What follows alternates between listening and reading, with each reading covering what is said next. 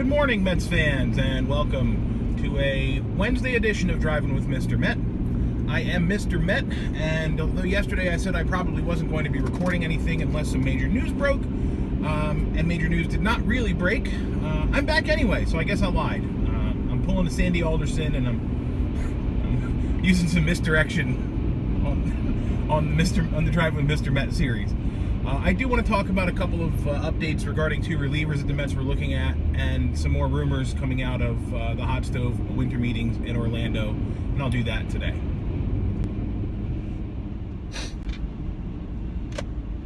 What does it say about the current state of the New York Mets when a guy who has the option to reunite with his former pitching coach in his first ever managerial gig in the big market of New York, with a 2-year offer on the table, allegedly, by the Mets, and that reliever decides to go and ply his craft in the most logical place for a pitcher to go and ply his craft, Colorado.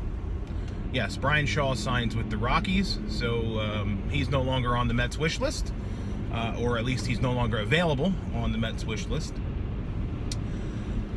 Whatever. The other name that signed yesterday was Tommy Hunter. He signed with the Philadelphia Phillies, who are quietly improving their team. Meanwhile, the Mets are signing, I don't know, like the check at a restaurant or something. I really don't know what they're doing, other than meeting with and talking with every agent available to talk about every potential player who might be available, which is fine. But it's also annoying. As I said yesterday, it's time for some action. The lip service, the talk. I'm done with it. So, a couple of other little tidbits. One of them is a rumor, and it was a name that was thrown out. I think I saw it the first time yesterday, and that was Pirates All-Star Josh Harrison as a name that came out as a potential trade candidate for the Mets. Of all the trade candidates that I've heard rumored this offseason so far, I think this is the most intriguing, because Josh Harrison can play all over the diamond. He can play outfield, he can play second base, he can play third base, and he's been on a tear of late the last several years as far as his offense is concerned. I think Harrison would be a great get for the Mets.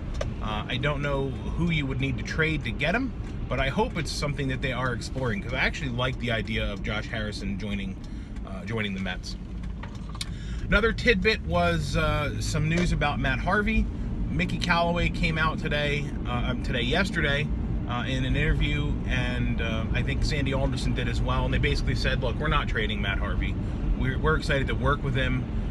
Callaway said that he and Dave Island are really looking forward to getting some time with Harvey and trying to figure out how to get him back to what he once was.